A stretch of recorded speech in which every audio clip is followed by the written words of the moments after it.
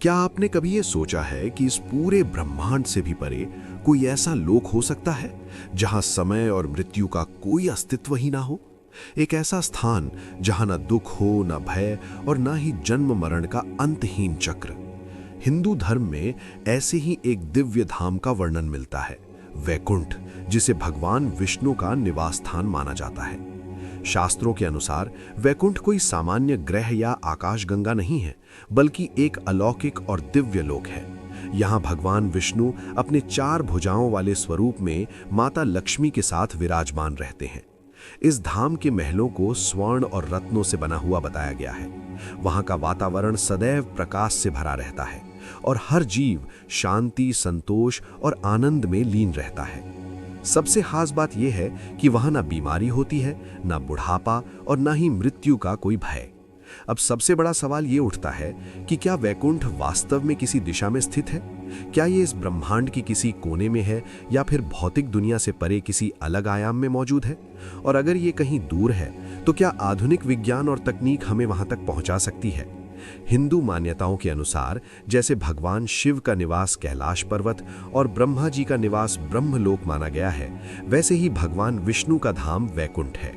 वैकुंठ शब्द का अर्थ ही होता है जहां किसी भी प्रकार की कुंठा यानी निराशा या नकारात्मकता का कोई स्थान न हो। ये एक ऐसा लोक है जो पूरी तरह शुद्ध, शांत और दिव्य ऊर्जा से भरा हुआ है। कहा जाता है कि जो व्यक्ति अपने जीवन में अच्छे कर्म करता है, धर्म का पालन करता है और सच्ची भक्ति करता है, वही मृत्यु के बाद वैकुंठ धाम को प्राप्त करता है। इसे विष्णु लोक भी कहा जाता है और भगवान श्री कृष्ण से जुड़े संदर्भों में इसे गोलोक नाम से भी जाना जाता है। धार्मिक ग्रंथों में वैकुंठ के 3 रूपों का वर्णन मिलता है, एक पृथ्वी पर, दूसरा समुद्र में और तीसरा ब्रह्मांड से परे। पृथ्वी पर बद्रीनाथ, जगन्नाथपुरी और द्वारका को वैकुंठ के रूप में देखा जाता है।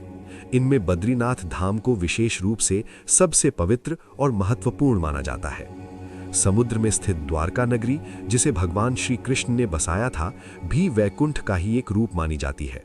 मान्यता है कि समय के साथ ये नगरी समुद्र में समा गई, लेकिन इसकी दिव्यता आज भी लोगों के विश्वास में जीवित है। तीसरा और सबसे महत्वपूर्ण वैकुंठ धाम भौतिक संसार से परे बताया गया है।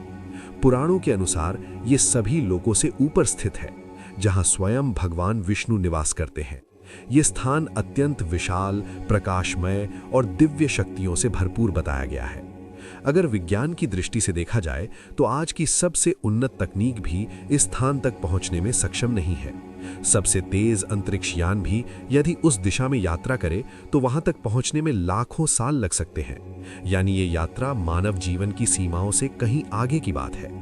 इसीलिए कहा जाता है कि वैकुंठ तक पहुंचने का मार्ग भौतिक नहीं बल्कि आध्यात्मिक है। भक्ति, साधना और अच्छे कर्म ही वे रास्ते हैं जिनके माध्यम से इस परम धाम को प्राप्त किया जा सकता है। अंत में वैकुंठ को केवल एक स्थान के रूप में नहीं बल्कि एक अवस्था के रूप में भी समझा जा सकता है। एक ऐसी स्थिति जहां आत्मा पूर्ण शांति, संतोष और मोक्ष का अनुभव करती है। यदि आपको ये जानकारी अच्छी लगी हो तो कमेंट में जय श्री हरि नारायण लिखना ना भूलें और चैनल को सब्सक्राइब करें।